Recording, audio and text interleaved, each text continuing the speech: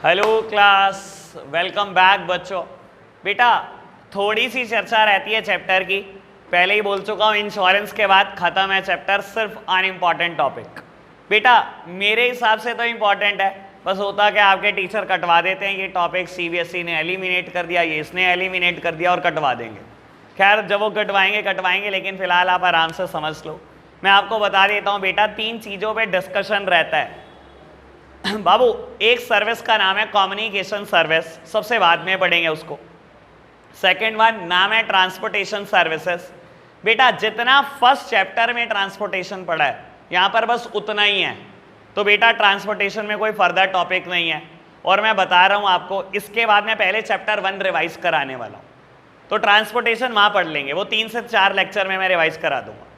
ठीक है बेटा, फिर एक नया चैप्टर पढ़ेंगे बेटा। तो यानी कि कम्युनिकेशन मैंने बोल दिया सबसे लास्ट में पढ़ना है, ट्रांसपोर्टेशन पढ़ना ही नहीं है बेटा। इसके बाद एक ही टॉपिक रह गया, वेयर हाउसिंग। आज मैं वेयर हाउसिंग खत्म कर दूंगा, देखता हूँ कम्युनिकेशन भी पूरा कर दूँ तो खत्म ही कर देता हूँ, और अगर रह गया तो थोड़ा बहुत रह जाएगा। कल केस स्टडी भी करेंगे साथ साथ। बेटा जिनके पास केस स्टडीज़ की बुक नहीं है खरीद लो, एक बुक खरीदनी है आपको, केस स्टडी की बुक आएगी बेटा, अलका धवन, ऑथर का नाम है एपीसी पब्लिकेशन। मैं ग्रुप में डाल दूंगा मैसेज, कल बुक ले आना बेटा, 2 जने मिलके खरीद लो एक बुक, ठीक है ना। जरूरी नहीं है एक बंदा एक बुक खरीदे, या 1 साल पुरानी भी खरीद सकते हो, 2 साल पुरानी भी खरीद सकते हो, जैसे आपको ठीक लगे। ठीक है जी, और अपनी कमीशन कहीं नहीं है, कहीं से भी खरीद दो। ठीक है जी, चलो खैर बेटा करते हैं बात वेयर हाउसिंग की। सामने देखना जरा मेरी तरफ, बहुत सारी चर्चा हो जाए आज वेयर हाउसिंग पे बेटा। लो बाबू बात कर रहा हूं वेयर हाउसिंग की।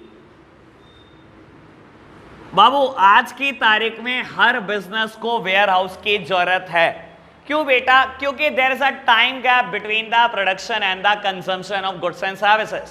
बेटा गुड्स प्रोड्यूस होते हैं किसी एक पॉइंट ऑफ टाइम पर बेटा, कंज्यूम होते हैं पता नहीं किस पर्टिकुलर पॉइंट ऑफ टाइम पर। बेटा इस प्रोडक्शन और कंजम्पशन एक्टिविटी में गैप है, और क्योंकि गैप है बेटा इसी वजह से हमें वेयर हाउसेस की जरूरत पड़ती है।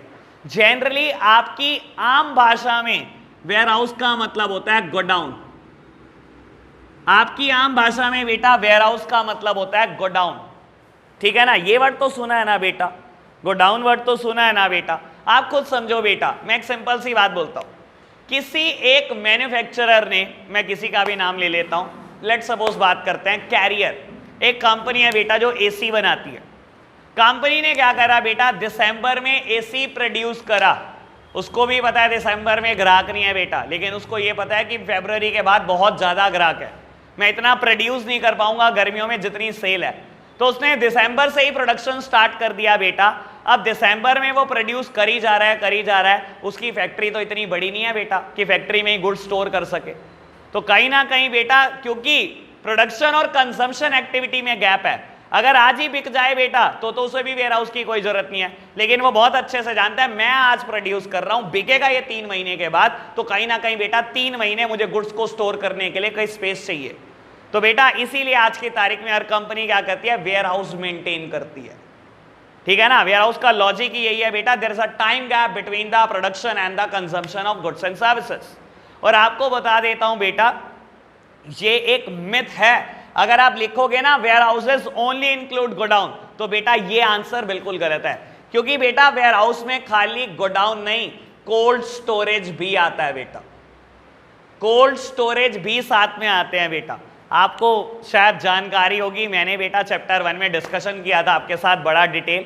बेटा कोल्ड स्टोरेज क्या होते हैं बाबू? देखने में जैसे आपके घर रेफ्रिजरेटर होता है, ठीक है ना, वो तो बहुत छोटा सा रेफ्रिजरेटर होता है। कोल्ड स्टोरेज बेटा गोडाउन ही है ये, बस है क्या ये बहुत बड़े बड़े फ्रिज, और बेटा लेंथ 3-3 फ्लोर, 4-4 फ्लोर, और बहुत बड़े बड़े बेटा। बाबू कोल्ड स्टोरेज का इस्तेमाल क्या है बेटा?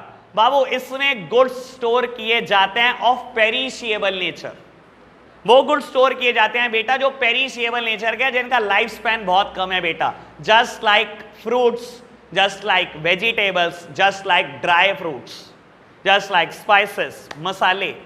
बेटा फ्रूट्स अगर बेटा फ्रिज नहीं मिलेगा, रेफ्रिजरेटर नहीं मिलेगा, कुछ टाइम में बहुत जल्दी खराब होने लगते हैं, लाइफ स्पैन 2 दिन 3 दिन। ऐसे ही वेजिटेबल्स के साथ है, ऐसे ही ड्राई फ्रूट्स के साथ है, ऐसे ही स्पाइसेस के साथ है बेटा।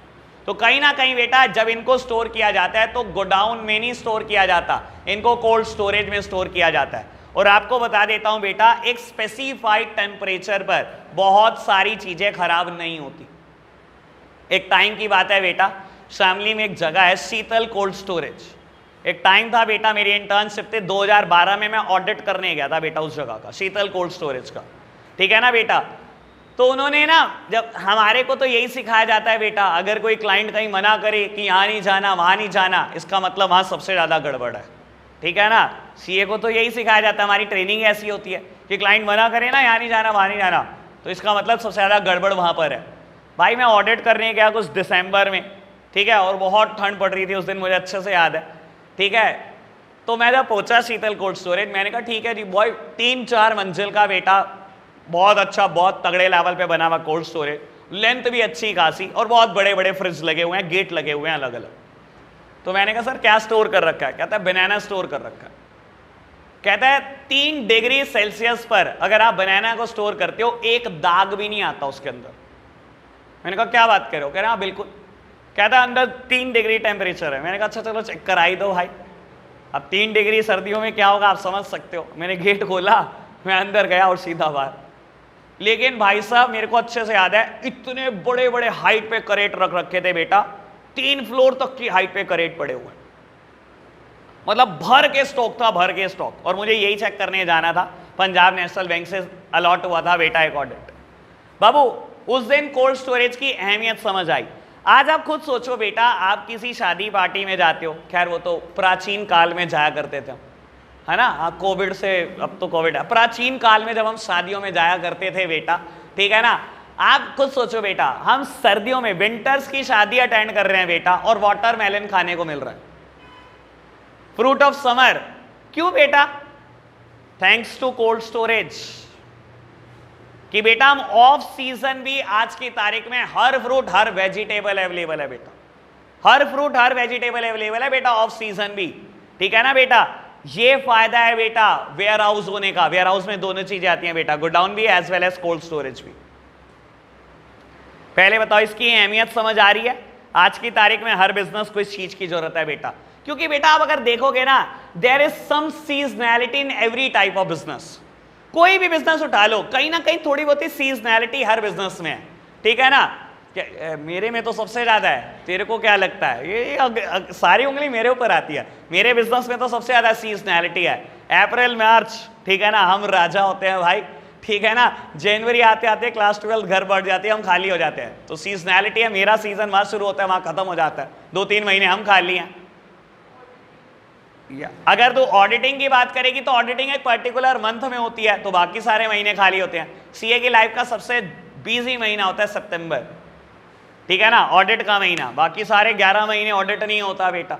तो बाबू हर बिजनेस में कुछ ना कुछ सीजनैलिटी है, और उस सीजनैलिटी की वजह से हमें गोडाउन रखने पड़ते हैं। एक गारमेंट शॉप को देखो बेटा, एज्यूम करो, ठीक है ना, सर्दियों में क्या बेच रहा है? स्वेट शर्ट्स, जैकेट्स बेच रहा है बेटा, ठीक है ना, जीन्स बेच रहा है बेटा। अब जैसे जैसे सर्दियां जाने लगेगी बेटा, क्या करेगा? उस गुड्स को उठाएगा बेटा, कहां फेंक देगा? गोडाउन में फेंक देगा। गर्मियों का माल निकाल लाएगा बेटा, ठीक है ना, टी शर्ट्स निकाल लेगा बेटा, शॉर्ट्स निकाल लेगा, वो बेचेगा। जैसे सर्दी आने लगेंगी बेटा, वो गर्मियों का सामान उठाएगा, फेंक देगा बेटा गोडाउन में, फिर सर्दियों का निकाल देगा। तो बेटा हर बिजनेस में कहीं ना कहीं सीजनैलिटी है, और उस सीजनैलिटी की वजह से आपको बेटा वेयर हाउस मेंटेन करने पड़ते हैं आज की तारीख, ठीक है ना। There are a time gap between the production and the consumption of goods and services, thus we need warehousing facilities. Okay बात, बेस क्लियर है? वेयर हाउस क्या चीज है, क्या जरूरत है इसकी? बाबू अब हमारे कोर्स में टाइप ऑफ वेयर हाउस और function of warehouse 2 topic हैं, छोटे छोटे हैं, बहुत ज्यादा मुद्दा नहीं है, ठीक है ना। अगर आप लिखोगे देखोगे बेटा तो एनसीईआरटी ने पैराग्राफ गढ़े हुए हैं। मैं बेटा पैराग्राफ पे नहीं जाऊंगा, ठीक है ना, मैं बड़े आसान तरीके से कराऊंगा, आप सब सामने देखेंगे मेरी तरफ। बेटा मुझे एक टेबल बनानी है, ये टेबल क्लियर करनी है बेटा, टॉपिक फिनिश हो जाएगा।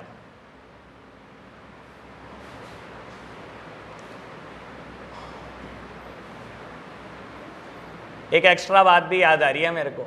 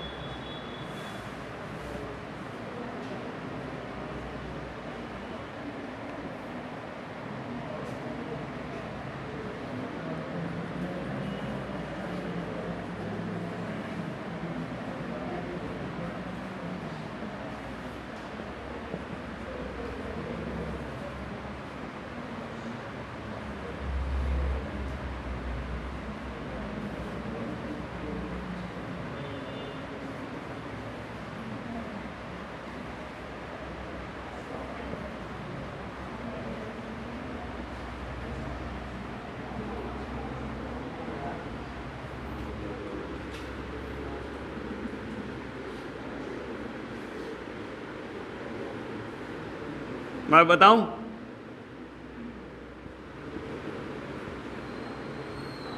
चलो जी, सामने देखना बेटा मेरी तरफ। टाइप्स ऑफ वेयर हाउसेस पढ़ाने हैं बेटा। 5 तरीके के वेयर हाउस दिए गए हैं एनसीईआरटी में। बहुत लंबी लंबी थ्योरी गढ़ी गई है बेटा, कुछ नहीं पढ़ना। अगर आप ये टेबल अच्छे से बनाना जानते हो बेटा, कोई टेंशन नहीं आएगी, पांचों के बारे में बहुत आराम से लिख सकते हो। ठीक है बेटा, आपको बता देता हूँ, मोस्ट ऑफ द टीचर ये टॉपिक कट करा देते हैं।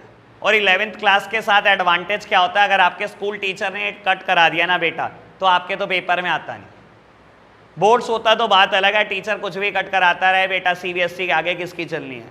ठीक है ना बेटा, कट करा देगा तो इग्नोर मार देना, और बेटा पढ़ा देगा तो मैं तो पढ़ा ही रहा हूँ बेटा, और कहीं ना कहीं कुछ नॉलेज तो एडिशन कर ही दूंगा बेटा, ऐसी बात नहीं है, हर चीज नंबर ही होते हैं। चलो सुनना बेटा, अगर मैं प्राइवेट वेयर हाउस की बात करूं, 5 तरीके के वेयर हाउस हैं, private warehouse, government warehouse, public warehouse, bonded warehouse and cooperative warehouse.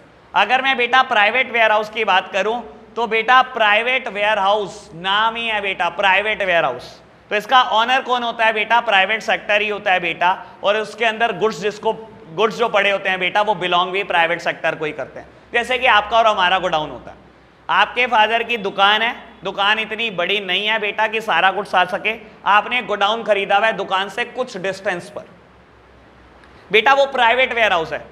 Owner कौन है उसका, प्राइवेट सेक्टर, और बेटा जिसके गुड्स पड़े हुए हैं बेटा वो भी प्राइवेट सेक्टर ही है, गुड्स भी बिलोंग करते हैं प्राइवेट सेक्टर को, और वेयर हाउस का ऑनर भी कौन है बेटा, प्राइवेट सेक्टर ही है। ऐसे वेयर हाउस को हम प्राइवेट वेयर हाउस बोलते हैं बेटा। What about government warehouse, नाम से ही क्लियर होना चाहिए बेटा, वेयर हाउस भी गवर्नमेंट का है, और बेटा गुड्स जिसको बिलोंग करते हैं वो भी गवर्नमेंट है, लेकिन यहां पर चर्चा बहुत सारी होनी चाहिए। ठीक है ना, ऐसे काम नहीं चलेगा, ऐसे रूंगे में नहीं निपटाना मुझे। लो सुनना बेटा, आपने कभी शायद नाम सुना हो एमएसपी, किसी ने सुना है, मिनिमम सेलिंग प्राइस सुना है मिनिमम? अरे ऐसा तो नहीं हो सकता, मैं यही तो सोचूं यार, तुम शक्लें ऐसी ऐसी बनाते हो भाई, मुझे डर लगता है कभी कभी तुमसे। बाबू कभी सुना है बेटा ये टर्म एमएसपी? एमएसपी क्या होता है, मिनिमम सेलिंग प्राइस, इसकी बेटा फुल फॉर्म है।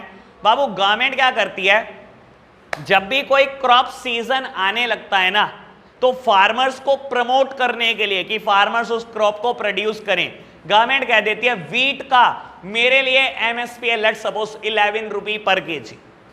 मतलब आप वीट प्रोड्यूस कर लो फार्मर, अगर आपकी 11 रुपए किलो से ज्यादा कहीं भी बिके बेच लो, कोई टेंशन नहीं, और अगर आपको लगे मार्केट प्राइस फॉल्स बिलो 11 पर केजी, तो मेरे पास आ जाओ, 11 रुपए किलो की खरीदार मैं हूं। गवर्नमेंट कहती है मैं खरीदार हूं, तो गवर्नमेंट ने बोला वीट का एमएसपी मेरे लिए 11 रुपए किलो है। एमएसपी मतलब मिनिमम सेलिंग प्राइस, यानी कि इससे कम तो बिकना ही नहीं चाहिए वीट। ज्यादा बिकता है बेच लो मार्केट में बड़ी खुशी से, और आपको लगता है 11 रुपए पर किलो भी नहीं मिल रहा, मेरे पास आ जाओ, जितना आपके पास सरप्लस आउट है सारा गवर्नमेंट को बेच जाओ। अच्छा गवर्नमेंट क्या करेगी इतनी वीट का, स्टोर करेगी, मानते हो ना, स्टोर करेगी। तो स्टोर करने के लिए गवर्नमेंट को वेयर हाउस चाहिए। क्या गवर्नमेंट के पास वेयर हाउस होते हैं? होते हैं बेटा, इन्हें हम गवर्नमेंट वेयर हाउस बोलते हैं भी गवर्नमेंट के, और गुड्स भी गवर्नमेंट को बिलोंग करते हैं। गवर्नमेंट ने बेटा हजारों टन वीट खरीद ली बेटा फार्मर से, 11 रुपए पर केजी के हिसाब से पेमेंट कर दी। ठीक है, गवर्नमेंट स्टोर करेगी। पहली बात, स्टोर क्यों करेगी सर? 2 बातें हैं, इसकी 2 वजहें हैं। बाबू आज की तारीख में आपकी राशन शॉप क्या करती हैं? गेहूं बांटती हैं। ये गेहूं राशन शॉप को कौन देता है? गवर्नमेंट। गवर्नमेंट, जो गवर्नमेंट एमएसपी पे खरीदती है बेटा, वो बेटा राशन शॉप में बंटवा देती है, 2 रुपए किलो, 2.5 रुपए किलो। नुकसान खाती है गवर्नमेंट इन चीजों में, आपको बता देता हूं, बिकवा देती है। दूसरी बात, कल को राशन शॉप में ये भी सुनने में आता है कि राशन बंद हो जाएगा, कैश मिला करेगा गरीब फैमिली को, क्योंकि इसमें भी बहुत धंधा कर लेते हैं बेटा राशन शॉप ओनर। ठीक है ना, ब्लैक मार्केटिंग कर लेते हैं, सुना है आपने भी ऐसी न्यूज सुनी होगी। तो कल को अगर गवर्नमेंट कैश देने लगे, सीधा गरीब बंदे के खाते में पैसे आए, सारे मिडलमैन खत्म कर दे, तो गवर्नमेंट क्या करेगी इस बेटा गेहूं का, क्या करेगी इतने वीट का? बाबू अरे बहुत बढ़िया, बहुत ही परफेक्ट आंसर है बेटा। इंडिया एक ऐसी कंट्री है जहाँ कहीं ना कहीं नेचुरल कैलामिटीज होती रहती है। ऐसी कोई जगह देखी बेटा आपने जहाँ एक साल में कोई इंसिडेंट ना हो? केरला बाढ़, उत्तराखंड बाढ़, शाकुंभर देवी बाढ़, यहाँ बाढ़ वहाँ बाढ़, आता ही रहता है, कुछ ना कुछ होता रहता है ना। बेटा जब भी कोई ऐसी कैलामिटी होती है तो गवर्नमेंट क्या करती है, free of cost food supply करती है वहां पर। बेटा ये कहां से सप्लाई किए जाते हैं, गवर्नमेंट के वेयर हाउस से ही सप्लाई किए जाते हैं। क्या गवर्नमेंट वेयर हाउस का हमें कोई एग्जाम्पल पता है या कोई नाम पता है?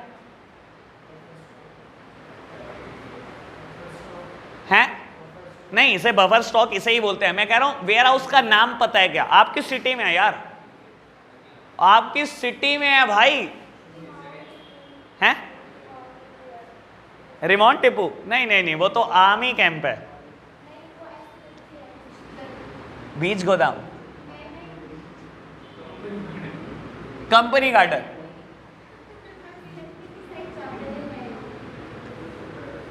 लो आपकी सिटी में है, मैं आपको बता देता हूं, इसका नाम है CWC, प्यार से CWC बोलते हैं बेटा, सेंट्रल वेयर हाउसिंग कॉर्पोरेशन। सुना है क्या किसी ने नाम?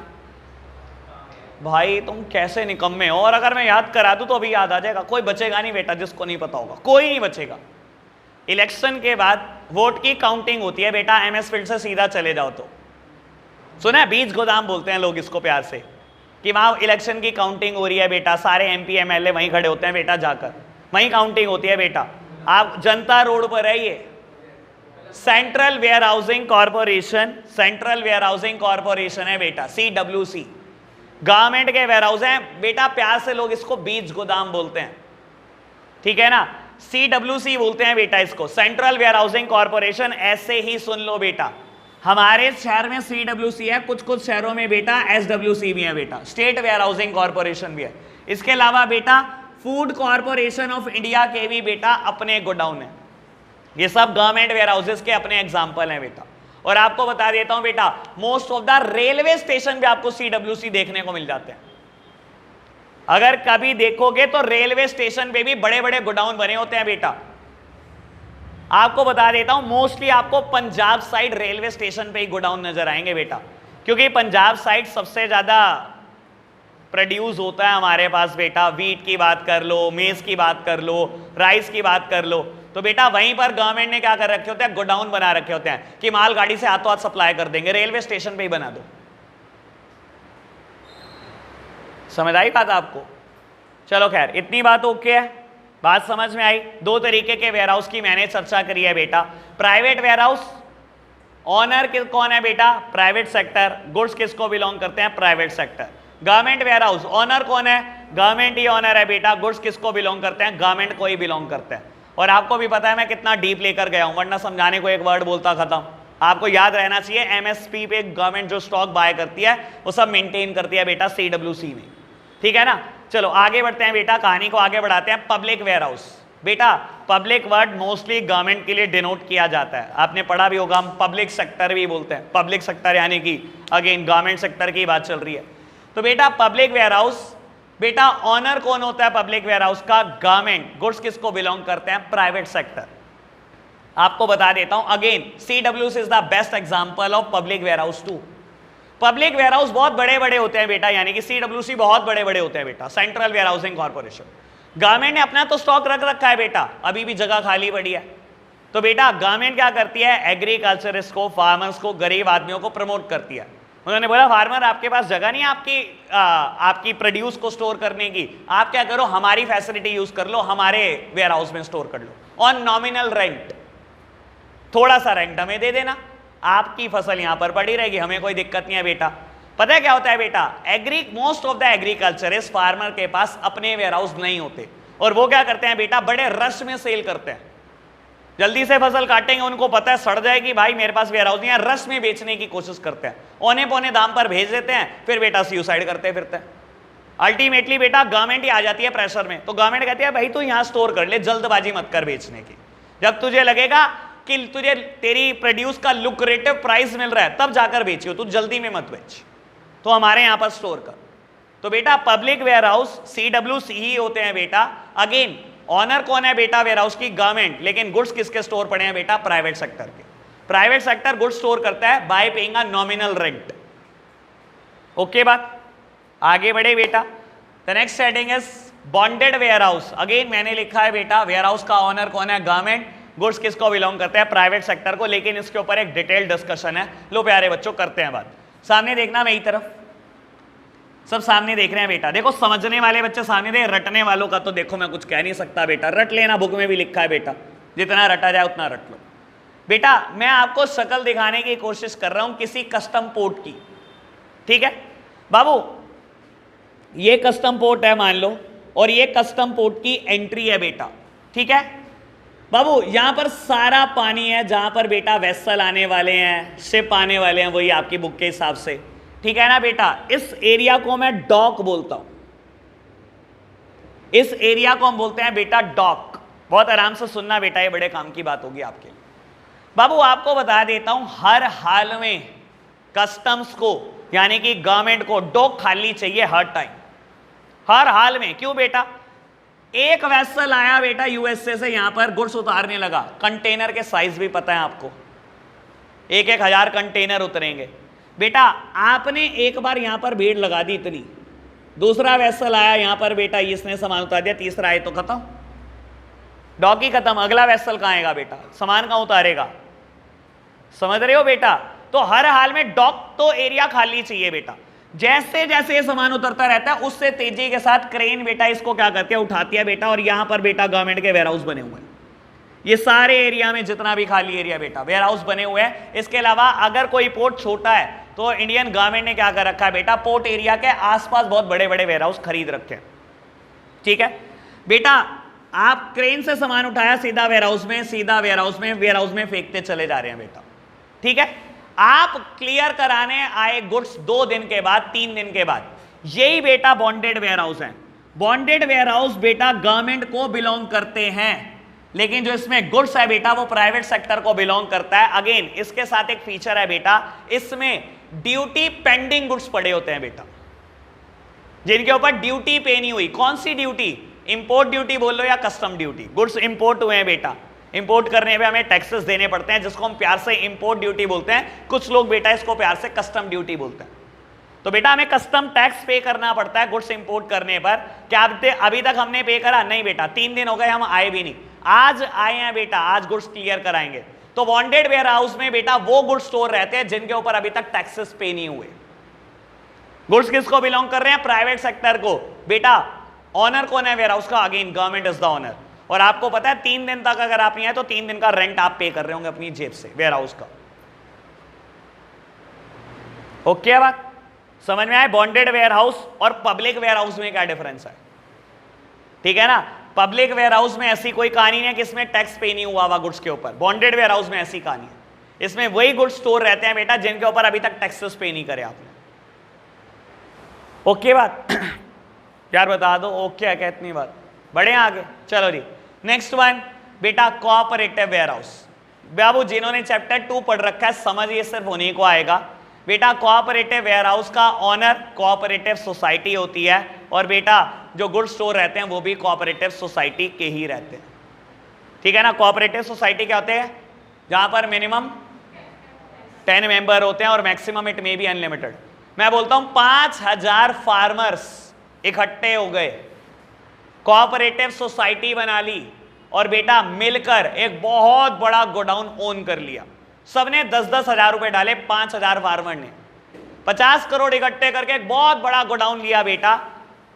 5000 फार्मर जो भी गुड्स प्रोड्यूस करेंगे बेटा, जो भी बेटा क्रॉप प्रोड्यूस करेंगे, रश में सेल ना हो इसकी वजह से वो क्या करेंगे बेटा, क्रॉप काटने के बाद कहां स्टोर कर देंगे बेटा?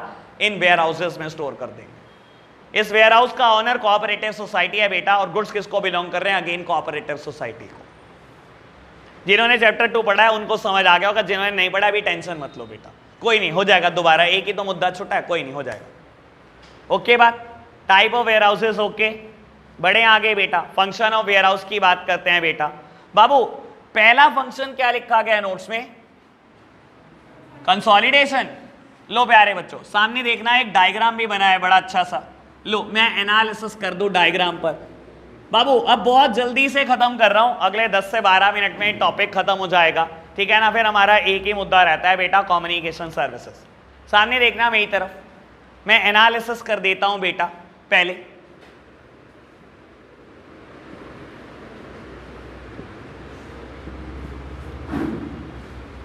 बाबू हल्दीराम एक कंपनी है, मान लो बेटा 3 प्रोडक्ट प्रोड्यूस करती है, मेनली 3 प्रोडक्ट। बेटा नमकीन में डील करती है सबसे फेमस, चिप्स में डील करती है बेटा, और बिस्किट्स में डील करती है, लेट्स सपोज, ठीक है। हल्दीराम जिसको भी अपनी डिस्ट्रीब्यूटरशिप देते हैं बेटा, तो बाबू तीनों चीजों की डिस्ट्रीब्यूटरशिप साइमल्टेनियसली देते हैं। ऐसा नहीं होता बेटा किसी को कह दिया तू नमकीन का डिस्ट्रीब्यूटर, तू बेटा बिस्किट्स का डिस्ट्रीब्यूटर, या तू बेटा चिप्स का डिस्ट्रीब्यूटर, इकट्ठे देते हैं डिस्ट्रीब्यूटरशिप। लेट्स सपोज देने का तरीका बेटा अलग अलग भी हो सकता है, देने का तरीका इकट्ठा भी हो सकता है। तो बेटा तीनों की डिस्ट्रीब्यूटरशिप इकट्ठे देते हैं, यानी कि मैं अगर एज्यूम करूं कि हल्दीराम की फैक्ट्री है, कहीं पर भी एज्यूम कर लो, लेट्स सपोज दिल्ली, तो बेटा एक उसका डिस्ट्रीब्यूटर बैठा केरला पता नहीं किस कोने में, एक मुंबई पता नहीं किस कोने में, एक कैलकाटा, पता नहीं कितने डिस्ट्रीब्यूटर तो बेटा ऑल ओवर द इंडिया बनाए होंगे उसने। और बेटा जब गुड्स भेजने पड़ते होंगे तो कहीं कहीं ट्रक भेजने पड़ते होंगे बेटा, ठीक है ना। समझ सकते हो बेटा हल्दीराम के प्रोडक्ट की सेल कैसे है, तो ट्रक के ट्रक जाते होंगे बेटा। अब समझना इस चीज को बेटा, वेयर हाउस यहां पर कौन सा फंक्शन परफॉर्म कर रहा है। बाबू ये फैक्ट्री 1 है बेटा, फैक्ट्री ए या प्लांट ए कुछ भी कह लो, और बेटा यहां पर हम चिप्स प्रोड्यूस करते हैं हल्दीराम के। दूसरी बेटा फैक्ट्री है फैक्ट्री बी या प्लांट बी, यहां पर प्रोड्यूस करते हैं हम बिस्किट्स, और बेटा प्लांट सी यहां पर हम प्रोड्यूस करते हैं बेटा नमकीन। बेटा किसी भी फैक्ट्री की एक लिमिटेशन होती है, आपको बता देता हूं बेटा, फैक्ट्री जितनी मर्जी बड़ी क्यों ना हो बेटा, वेयर हाउस का स्पेस यानी कि स्टोरेज स्पेस बहुत कम होता है, ठीक है ना। अब मैं बेटा चाहे किसी भी फैक्ट्री के एंगल से सोच लो, मैं उसका अंदर का स्ट्रक्चर दिखाने की कोशिश कर रहा हूं। बेटा ये सारा प्रोडक्शन एरिया है, ये सारा प्रोडक्शन एरिया, यहां गुड्स प्रोड्यूस होते हैं बेटा। बाबू आपने लेबर के लिए रहने के लिए जो, क्योंकि ऐसा नहीं होता कि सिर्फ डे शिफ्ट होती है, बड़ी बड़ी कंपनी में 3-3 शिफ्ट काम होता है, 8 घंटे के लिए अलग नौकर है, 8 घंटे के लिए अलग है, 8 घंटे के लिए अलग है। तो बेटा कुछ लोग सोते भी हैं बेटा, तो कहीं पर सोने का स्पेस होता है, और थोड़ा बहुत एरिया हमारे पास वेयर हाउस का है। जैसे ही गुड्स बनेगा बेटा थोड़ा तो स्टोर करने के लिए आप बेटा स्पेस बनाते हो, लेकिन थोड़ा ही, बहुत ज्यादा नहीं, ठीक है। दूसरी बात, factories are not allowed in the main city. Saharanpur city के बीच में फैक्ट्री लगा दोगे, अलाउड है। आपको बता देता हूं राकेश केमिकल जो आज की तारीख में है 5 स्टार ढाबा के सामने, ये ना शहर के बहुत बाहर बनी थी बेटा, वो तो बात अलग है कि शहर वहां तक पहुंच गया, अदरवाइज अलाउड नहीं होगी आज की तारीख में। अगर आप परमिशन लेके दिखाओ कोई, आप उसके बाद बात बनाओ बेटा फैक्ट्री, शहर के बीच में तो कोई अलाउड नहीं है ना बेटा। आप लोगों को जीने दोगे कि नहीं? अगर पॉल्यूशन करोगे तो लोग जिएंगे कैसे बेटा, क्वालिटी लाइफ ही खत्म हो जाएगी भाई। कोई भी तो शहर अलाउड नहीं करता होगा, कोई भी नहीं अलाउ करता बेटा। अब बाबू आपने फैक्ट्री बनाई इंटीरियर में, दिल्ली के इंटीरियर में एक फैक्ट्री है, दूसरे इंटीरियर में, तीसरे इंटीरियर में, ठीक है बाबू। आपने चिप्स प्रोड्यूस करे, जितनी स्टोर करने की जगह थी कर दिया जी स्टोर। उसके बाद आपने क्या करा बेटा, इंटीरियर में जगह है बेटा, छोटे छोटे ट्रक भेज दिए, ठीक है। बड़ा ट्रक तो नहीं जाएगा बेटा, क्योंकि इंटीरियर में एक बेटा ड्रॉबैक भी है, इंफ्रा अच्छा नहीं होता। ट्रक गया और पहिया धस गया बेटा, तो 2-3 दिन बेरान हो जाएंगे आपके। तो आप क्या करते हो, छोटे छोटे व्हीकल की हेल्प से बेटा यहां से गुड्स निकालते हो बेटा जो फैक्ट्री में पड़ा है, और बेटा उसको स्टोर करते हो वेयर हाउस में। यहां से गुड्स निकालते हो बेटा और वेयर हाउस तक लेकर आते हो। और जनरली कंपनी इतनी समझदार होती है, जितनी फैक्ट्रियां बेटा लगभग उनसे इक्वल स्पेस पे वेयर हाउस मेंटेन किया जाता है। थोड़े व्हीकल यहां भेजे, थोड़े व्हीकल यहां भेजे, थोड़े व्हीकल यहां भेजे, क्या करेगा बेटा, यहां से चिप्स उठाकर लाएगा, यहां से बिस्किट उठाकर लाएगा, यहां से नमकीन उठाकर लाएगा, ले आया बेटा। वेयर हाउस बहुत बड़ा है, जितना मर्जी गुड्स स्टोर कर लो, वेयर हाउस बहुत बड़ा ले रखा है। और बेटा यहां से क्या करते हैं, यहां बड़े ट्रक मंगाए जाते हैं बेटा। ये वेयर हाउस कहां मेंटेन होता है, शहर के बीचों बीच। वेयर हाउस मेंटेन करने को तो कोई मना नहीं कर सकता, गुड्स ही तो नहीं प्रोड्यूस करने, कर ही नहीं रहे, पॉल्यूशन ही तो नहीं करना, नहीं कर रहे। वेयर हाउस शहर के बीचम बीच है बेटा, क्योंकि दिल्ली में मेन सिटी में सप्लाई करना है गुड्स। छोटी मोटी है क्या दिल्ली, मेन सिटी में बहुत बड़ा वेयर हाउस ले रखा है, यहां बड़ा ट्रक आएगा बेटा, यहां इंफ्रा है, यहां से गुड्स लोड करो बेटा, जिस मर्जी शहर के तरफ भेज दो। बड़े बड़े हाईवेज हैं यहां पर, यहां तो कोई दिक्कत नहीं बेटा। अगर आप समझदार हो तो यहां वेयर हाउस ने क्या फंक्शन परफॉर्म करा, हेडिंग का नाम था कंसोलिडेशन। कंसोलिडेट करने का मतलब होता है इकट्ठा करना। देख लो बेटा, वेयर हाउस इकट्ठा ही तो कर रहा है, हर प्लांट का माल सामान इकट्ठा कर रहा है। क्लियर हुई हेडिंग? ओके, कोई दिक्कत तो नहीं आई, समझ आई बात? सेकेंड हेडिंग कौन सी दी हुई है नोट्स में, ब्रेक द बल्क, हेडिंग का नाम है ब्रेक द बल्क। बेटा एग्जाम्पल में करने को सेम कंटिन्यू कर सकता हूं, लेकिन जैसा बुक में डायग्राम दिया मैं वैसा एग्जाम्पल कंटिन्यू करता हूं, सुनना बेटा। अगेन आपकी एक फैक्ट्री है, आप एक ही गुड्स बनाते हो, आपकी एक फैक्ट्री है, प्लांट एक ही है, एक ही गुड्स बनाते हो, और बेटा सामान का नाम है सॉफ्ट ड्रिंक, कोल्ड ड्रिंक। आप सॉफ्ट ड्रिंक बनाते हो बेटा, आपकी कंपनी का नाम है कोका कोला, ठीक है। आप मान लो बेटा मुंबई में आपकी फैक्ट्री है, मुंबई में गुड्स बनाते हो, demand all over the India, all over India demand है, खाली मुंबई में थोड़ी है डिमांड बाबू। अगेन आप गुड्स बनाई जा रहे हो बेटा, फैक्ट्री में तो इतना स्पेस नहीं होता, जितनी मर्जी बीघे में खरीद दो फैक्ट्री, इतना स्पेस नहीं छोड़ते आप वेयर हाउस के लिए, स्टोरेज के लिए, क्योंकि प्रोडक्शन एक्टिविटी ज्यादा होती है वहां पर बाबू। जितना वेयर हाउस में स्पेस था आपकी फैक्ट्री के अंदर वाले वेयर हाउस में आपने स्टोर किया, लेकिन जैसे ये भरने लगा आपने क्या करा बेटा, छोटे छोटे व्हीकल मंगा के बेटा इसको क्या करना पड़ा, एक बड़े वेयर हाउस में आपने स्टोर करना शुरू कर दिया, ठीक है। अब आप क्या करोगे बेटा, ट्रक बुलाओगे यहां पर, और बेटा यहां से क्या करोगे बेटा, अलग अलग शहरों में गुड्स पहुंचा दोगे। यही करते हो ना बेटा, ऐसे ही होता है ना बेटा। सहारनपुर का भी कोई डिस्ट्रीब्यूटर होगा सॉफ्ट ड्रिंक का? सर नहीं होगा क्या? सहारनपुर डिस्ट्रिक्ट कोई छोटा मोटा डिस्ट्रिक्ट नहीं है। हरिद्वार का भी कोई ना कोई होगा, होगा कि नहीं होगा बेटा? देहरादून में भी कोई ना कोई होगा। तो बेटा मुंबई से गुड्स आ रहा है हर डिस्ट्रीब्यूटर के पास, अलग अलग ट्रक भर के आ रहे हैं, एक एक नहीं 10-10, 20-20, 25-25, 30-30 ट्रक आ रहे हैं एक एक दिन के बेटा, ठीक है ना बेटा। अब यहां पर सोचोगे तो वेयर हाउस क्या काम कर रहा है, ब्रेक द बल्क। यहां पर बल्क सामान पड़ा है और वेयर हाउस क्या फंक्शन परफॉर्म कर रहा है, ब्रेक द बल्क, बल्क तोड़ रहा है बेटा, अलग अलग अलग शहरों में सामान पहुंचवा रहा है। समझ आई बात? तो बेटा लगभग एक जैसी बात है, मैं चाहता इसी एग्जांपल में क्लियर कर देता, क्योंकि बुक ने अलग डायग्राम बनाया, मैंने अलग डायग्राम से एक्सप्लेन कर दिया, ठीक है बेटा। वेयर हाउस कंसोलिडेशन का भी फंक्शन परफॉर्म कर सकता है, सारा सामान कंसोलिडेट करता है। और बेटा कंसोलिडेट करने के बाद ये तो नहीं है ना भाई बेचने के लिए खरीदा है ना, तो बल्क तो तोड़ना पड़ेगा ना, इतना सामान इकट्ठा करके करोगे क्या, बेचो। तो बेटा वेयर हाउस बल्क को ब्रेक भी कर सकता है। ओके बात, दो हेडिंग, कोई समस्या तो नहीं बेटा। थर्ड हेडिंग का नाम है स्टॉक पाइलिंग, अभी नहीं बता रहा, फोर्थ हेडिंग पहले पढ़ेंगे। फोर्थ हेडिंग का नाम है वैल्यू एडेड सर्विसेज। बेटा नाम से समझना, वैल्यू एडेड, वैल्यू ऐड करना किसी चीज की, और बेटा बहुत सारे लोग करते हैं वैल्यू एडिशन, और बेटा generally value addition warehouses में की जाती है। एक एग्जांपल देता हूं आपको बहुत अच्छा सा। बेटा सहारनपुर सिटी का कोई भी अच्छा गारमेंट्स एज्यूम कर लो, डैश गारमेंट्स, मैं नाम नहीं ले रहा, जो आपको पसंद हो, ठीक है ना, डैश गारमेंट्स, बहुत अच्छा नाम है भाई इसका, ठीक है। अब ये क्या करता है बेटा, दिल्ली से जीन्स खरीद के आता है, ठीक है, आपको अंदाजा भी नहीं होगा, मैं बता देता हूं जींस किस शेप में आती है। गांठ बंधी होती है एक जींस के ऊपर दूसरे जींस की, 25-30 जींसों की गांठ बांध रखी है बेटा, ऐसे आती है, ठीक है। अगर ये अपनी दुकान पे लाकर ऐसे बेचने लग जाए तो दुकान का नाम खराब। ये क्या करते हैं बेटा, ये ऐसे नहीं बेचते अपनी दुकान पर। ये जीन्स खरीद के लाए हैं बेटा दिल्ली से 500 रुपये पर पीस, ठीक है, 500 रुपये पर पीस। और बेटा इन्होंने ये गुड्स को ना अपनी दुकान पर नहीं उतरवाया, सीधा पहुंचाया अपने गोडाउन में, यानी कि वेयर हाउस में।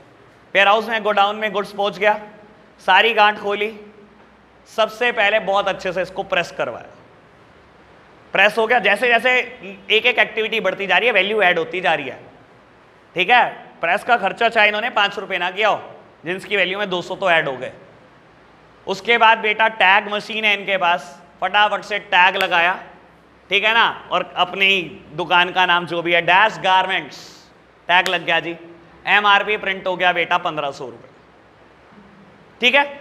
और बेटा अब हम क्या करेंगे, इसकी प्रेस की थी बहुत अच्छे से, अब इसको हम रोल करके रिबन लगा के पैक कर देंगे, इंडिविजुअल पैकिंग कर दी हमने, बहुत अच्छी सी चमका दी। अब हमारी दुकान पे आ गई 1500 MRP है। अरे कस्टमर बहुत हद तोड़ बहस कर लेगा, 10% ऑफ, 20% ऑफ कर लो आप, 20% ऑफ भी कर लो। आपने 1200 की चिपका दी, 500 की दिल्ली से आई थी भाई, 10-20 रुपये प्रेस पे, 10-20 रुपये टैगिंग पे, 20-30 रुपये पैकेजिंग पे खर्च कर दिए होंगे आपने। कोई दिक्कत है क्या? कोई नुकसान तो नहीं है, 20-30% भी ऑफ दे दोगे तब भी कोई नुकसान नहीं है, ठीक है ना बेटा। तो आपने जो ये फंक्शन परफॉर्म करा, ये फंक्शन का नाम क्या है, वैल्यू एडिशन। ये वैल्यू एडिशन आप दुकान पे नहीं कर सकते थे बेटा, आपने 500 रुपए की चीज में बेटा 1000 रुपए की वैल्यू ऐड कर दी, ये वैल्यू एडिशन दुकान पे नहीं हो सकता फंक्शन परफॉर्म, ये हमेशा वेयर हाउस में हो सकता है बेटा। समझ आई वैल्यू एडेड सर्विसेज क्या होती हैं? ठीक है ना, बहुत सारे तरीकों से गोडाउन में बैठ के बेटा गुड्स की वैल्यू बढ़ाई जाती है। ठीक है, आगे बढ़े। नेक्स्ट हेडिंग क्या है बेटा? Fifth heading price stabilising. बेटा देखो, समझना, मेरी तरफ देखना बेटा। कहता है वेयर हाउस प्राइस को स्टेबल रखने का काम करता है। देखो बेटा, आपको एक सिंपल सी बात बताता हूं, प्राइस कब स्टेबल रहता है? When the demand of the goods is equivalent to the supply, price हमेशा स्टेबल बना रहेगा। अगर किसी प्रोडक्ट की डिमांड है, अगर उतनी ही सप्लाई है, तो बेटा प्राइस बड़ा कम बना रहता है, दिक्कत नहीं आती। मैं बोलता हूं आप सर्दियां हैं बेटा, ठीक है ना, सॉरी गर्मियां हैं मान लो, और आप आज वाटरमेलन खरीदने जा रहे हो बेटा, चले जाओ, पूरी मंडी भरी पड़ी हुई है बेटा, हर एक के पास वाटरमेलन है। आप डिमांड तो करो, डिमांड से ज्यादा ही सप्लाई नजर आएगी बेटा। आप 500 मांगोगे 5000 मिलेंगे बेटा। डिमांड है, सप्लाई है, प्राइस कम बना रहता है। कितना? 10 रुपए किलो, 15 रुपए किलो, 5 रुपए किलो, ऐसे बिक रहा है वाटरमेलन। ऐसे ही है। सर्दियां आ गई, मान लो पुराना जमाना है, सर्दियां आ गई बेटा, किसी के घर में मैरिज है, उसने वाटरमेलन की डिमांड करी, सप्लाई है नहीं, या एक आधे के पास सप्लाई है, उसने मांगे उल्टे सीधे रेट। और ऐसा ही होता है बेटा, ठीक है ना, जब किसी और के पास सामान नहीं होता उसकी कीमत ही अलग होती है। उसने कहा 80 रुपए किलो, जिसकी मजबूरी है वो खरीदेगा ना बेटा। क्या हुआ यहां पर प्राइस के साथ? प्राइस स्टेबल बना रहा? नहीं, क्योंकि बेटा डिमांड थी लेकिन सप्लाई नहीं थी। जब किसी चीज की डिमांड होती है और सप्लाई नहीं होती ना बेटा, प्राइस भागता है। लेकिन बेटा आपको बता देता हूं, thanks to godown and cold storage, यानी कि थैंक्स टू वेयर हाउस, ये आज की तारीख में प्राइस स्टेबल रखने का काम करते हैं। आप जिस मर्जी टाइम पर जो मर्जी चीज मांगो, हर चीज मिलेगी आपको। आपने आज की तारीख में डिमांड करी सर्दियों में वाटरमेलन की, पता नहीं कितने कोल्ड स्टोरेज इंडिया में एग्जिस्ट करते हैं बेटा, जो आपको सप्लाई कर देंगे वाटरमेलन। सर देखो, रेट बढ़ेगा, वो रेट थोड़ा बहुत इसलिए बढ़ाते हैं क्योंकि उन्होंने जो वेयर हाउसेज में स्टोर कर रखा है उनका रेंट पे करना है उन्होंने अपनी जेब से, तो थोड़ा तो बढ़ाएंगे बेटा। हाँ, ये नहीं मैं कहता कि 10 रुपए किलो की चीज 10 रुपए किलो की मिल जाएगी, लेकिन 20 रुपए किलो में मिल जाएगी, 80 वाली नौबत नहीं आएगी। तो वेयर हाउस आज की तारीख में कर क्या रहे हैं बेटा? जब भी डिमांड अराइज होती है, ये प्रोडक्ट सप्लाई करने की कोशिश करते हैं ताकि प्राइस स्टेबल बना रहे, प्राइस ना भागे। तो ये भी एक बड़ा इंपॉर्टेंट फंक्शन है वेयर हाउस का। ओके बात। लास्ट वन मैंने एक छोड़ा है, बीच में करूंगा बात। Last one is financing. बेटा मेरी नॉर्मल भाषा में फाइनेंसिंग का मतलब होता है लोन। वेयर हाउसेस की वजह से लोन भी मिल जाता है क्या? भाई लोन मिल जाता है वेयर हाउसेस की वजह से। समझाने के लिए एक एग्जांपल देता हूं आपको। बेटा आपने एक वेयर हाउस में गुड्स स्टोर कर रखा है, मान लो बेटा किसी और पर्सन का वेयर हाउस है, आपने बेटा रेंट पर गुड्स स्टोर कर रखा है, और मान लो आप बेटा डीलर हो कैश्यू नट के, काजू के डीलर हो, रेट आपको भी पता है 800 रुपए किलो, 1000 रुपए किलो, और आपके पास 100 किलो की बेटा 100 बोरियां पड़ी हुई हैं। समझ सकते हो क्या वर्थ का स्टॉक होगा आपके पास। ठीक है, करोड़ रुपए के गुड्स पड़े हैं बेटा वेयर हाउस में स्टोर पड़े हैं, खराब ना हो जाएंगे बेटा दुकान पे, पेरिशेबल प्रोडक्ट है, वो एक पर्टिकुलर टेम्परेचर पे ही ठीक रह सकता है, आपने कोल्ड स्टोरेज में स्टोर किया हुआ है। ठीक है, और मान लो बेटा कैश्यू नट का ऑफ सीजन है, बिक नहीं रहा, और आप बहुत इमरजेंट नीड में हो बेटा फंड की। आपने क्या करा बेटा, जब आप कोल्ड स्टोरेज में सामान रखवा के आते हो, आपको वहां से एक रसीद मिलती है। सर ऐसे तो नहीं आ जाओगे ना 80 लाख का सामान किसी के भरोसे छोड़कर। वहां जब सामान रखवाओगे वो कोई तो रसीद देगा कि ये गुड्स आपको बिलोंग करते हैं, आपका नाम लिखेगा, कुछ तो लिखेगा, कोई तो रसीद देगा। तो उसने आपको रसीद दे रखी है कि ये गुड्स आपके हैं बेटा, आपको लोन की जरूरत है, आप बैंक जाओ, इस रसीद को बैंक के फेवर में एंडोर्स कर दो। बैंक को कह दो मैं गिरवी रखता हूं, आपने कंफर्म करना है, आप कंफर्म कर लो। बैंक का एम्प्लॉई गया बेटा कोल्ड स्टोरेज से कंफर्म करके आया कि आपके गुड्स पड़े हैं, चेक करके आया गुड्स पड़े हैं, फिजिकली उसने सबको चेक भी किया बेटा, वो रसीद उसने गिरवी रख ली बेटा, और उस रसीद के अगेंस्ट आपको लोन कर दिया। क्या बेटा आप अपनी मर्जी से वो गुड्स निकलवा सकते हो? नहीं बेटा, बिना रसीद के वो गुड्स नहीं निकलेंगे, रसीद आपके पास है नहीं, रसीद बैंक के पास है। तो क्या बेटा आपको ऐसी चीजों पे लोन हो जाते हैं बेटा? हो जाते हैं, इसे ही फाइनेंसिंग बोलते हैं। बहुत उल जलूल बेटा लैंग्वेज लिखी हुई है एनसीईआरटी ने, पता नहीं क्या, ना कोई सर ना पैर, फाइनेंसिंग में ऐसी बात लिखी हुई है, पढ़ना भी मत एनसीईआरटी की, फाइनेंसिंग मत पढ़ना, बाकी सब ओके है। ठीक है जी, अब मैंने एक थर्ड हेडिंग छोड़ी थी, खैर मैं बता देता हूँ, ये तो मेरे को पढ़ानी भी नहीं। थर्ड हेडिंग का नाम है स्टॉक पाइलिंग। स्टॉक पाइलिंग का मतलब होता है स्टॉक लगाना। बेटा this is the basic function of warehouse. मैं पहले ही बोल चुका हूं, बेसिक पढ़ाते हुए हर बिजनेस में कुछ ना कुछ सीजनैलिटी है। क्योंकि सीजनैलिटी है इसलिए हमें स्टॉक लगाना पड़ता है, और स्टॉक लगाने के लिए हम वेयर हाउस का यूज करते हैं। ठीक है ना बेटा, हर बिजनेस में सीजनैलिटी है ना। मैंने गारमेंट का एग्जांपल दिया, ठीक है ना। सर्दियों में बेटा आप स्वेट शर्ट बेचते हो, आप जीन बेचते हो, बेटा आप जैकेट्स बेचते हो। गर्मियां आ गई, क्या करोगे बेटा? अब स्टॉक ही तो लगाओगे, दुकान में नहीं बिक रहा तो उठा के आप वेयर हाउस में फेंक देते हो। यही तो स्टॉक पाइलिंग होता है। स्टॉक पाइलिंग मतलब स्टॉक लगाना, और बेटा स्टॉक लगाना पड़ता है क्योंकि हर बिजनेस में सीजनैलिटी है। ठीक है ना। जैसे कि आज की तारीख में बात कर लो, कॉस्मेटिक्स।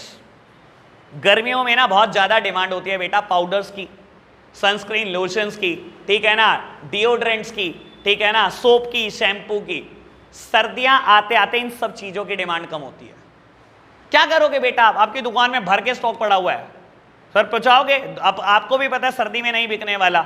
सर्दी में बेटा कुछ और चीजें बिकने वाली हैं बेटा, कुछ लोशंस बिकने वाले हैं, आपकी स्किन ड्राई हो जाती है बेटा, वो पेट्रोलियम जेली बेचते हैं, वैसलीन बेचते हैं बेटा, बॉडी लोशंस बेचते हैं। तो बेटा उनको दुकान पे वो चीजें चमकानी है। क्या करेंगे बेटा? आप बेटा दुकान से गर्मियों का स्टॉक हटाओगे, वेयर हाउसेज में फेंकोगे। तो वेयर हाउस यहां पर कौन सा फंक्शन परफॉर्म कर रहा है? Stock piling. स्टॉक लगा रहे हो बेटा। ओके बात, वेयर हाउसेज वाला टॉपिक बिल्कुल फिनिश हो गया। कम्युनिकेशन रहता है 5 से 7 मिनट का मुद्दा है बेटा। कल करेंगे केस स्टडी के साथ स्टार्ट। ठीक है जी, आज के लिए इतना ही रखते हैं बच्चों। Bye bye.